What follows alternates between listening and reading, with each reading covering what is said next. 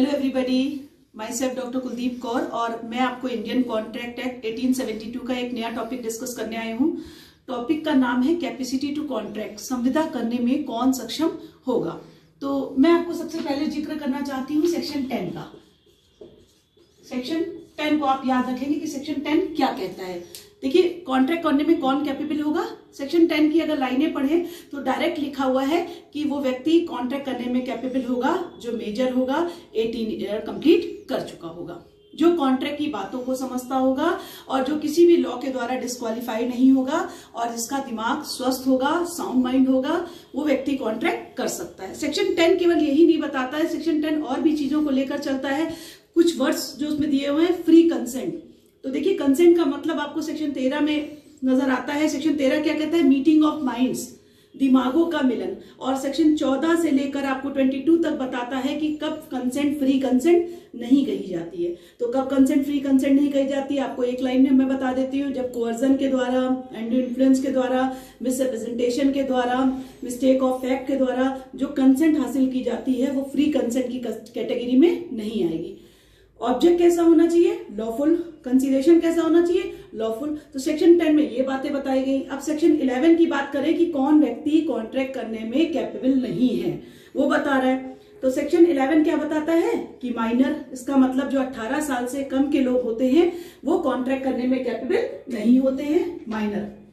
Person of unsound mind, ऐसे person जो unsound mind है, जिनका दिमाग स्वस्थ नहीं है, वो भी कॉन्ट्रैक्ट करने के कैपेबल नहीं होंगे। थर्ड जो बताया गया है, पर्सन डिस्क्वालीफाइड, ऐसे पर्सन जो कोर्ट के द्वारा जिन्हें डिस्क्वालीफाइड किया गया है, जो कॉन्ट्रैक्ट करने में कैपेबल नहीं है, वो भी कॉन्ट्रैक्ट नहीं कर सकते हैं। तो कैपेसिटी टू कॉन्ट्रैक्ट जब आप पढ़ेंगे तो सेक्शन 10 और 11 दोनों को लेकर चलेंगे। अब अगर एक केस की बात की जाए, सबसे लीडिंग केस है मोहरी बीबी वर्सेस धर्मोदास घोष। सबसे पहले क्या हुआ इस केस में, मोहरी बीबी का नाम लिखा हुआ है, लेकिन केस किससे के नाम से सबसे पहले था? ब्रह्मोदत्त। मोहरी बीबी के पति का नाम क्या है? देखिए, इस केस में आपको कुछ कैरेक्टर्स के नाम याद रखने पड़ेंगे, आप फिंगर्स पे याद कर लीजिए। सबसे पहले मोहरी बीबी के पति का नाम क्या है? ब्रह्मोदत्त।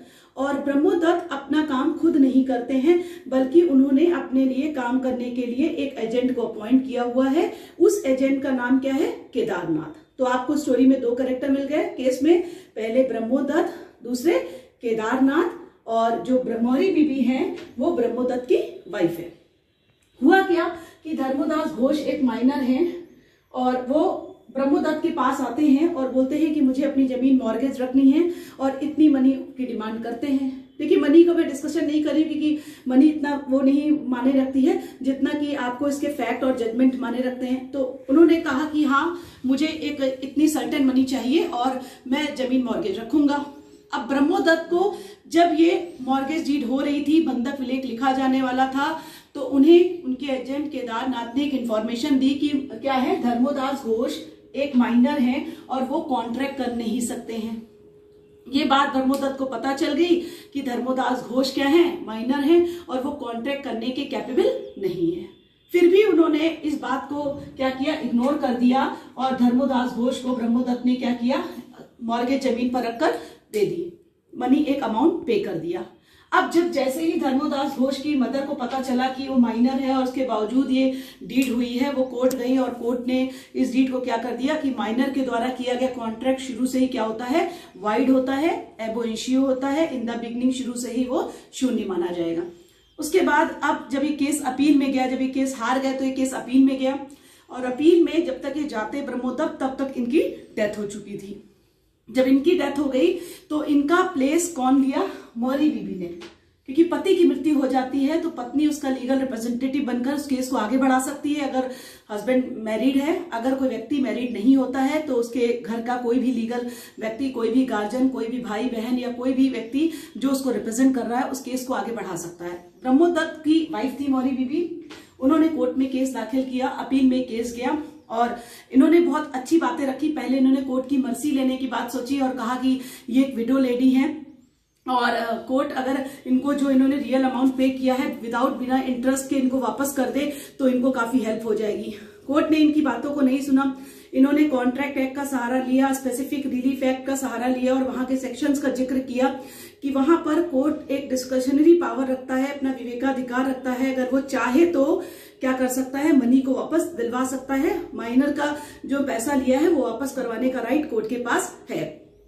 कोर्ट ने दोनों पार्टी की बातों को सुना, और क्योंकि कोर्ट ने जब जजमेंट दिया तो एक मैक्सिम बोला, क्या मैक्सिम बोली वो भी मैं आपको बता दूं, the person who comes to the court must be clean handed. इसका मतलब जो व्यक्ति न्याय में आए उसके स्वयं के हाथ स्वच्छ होने चाहिए। ये मैक्सिम उन्होंने क्यों दी, उन्होंने कहा कि ब्रह्मोदत्त को ये बात पूरी तरीके से पता थी कि धर्मोदास घोष माइनर है और वो कॉन्ट्रैक्ट करने के लायक नहीं है। जब इस बात की जानकारी होते हुए भी वो कॉन्ट्रैक्ट कर रहे हैं तो इसका मतलब उनका खुद का कंडक्ट, खुद का आचरण सही नहीं है।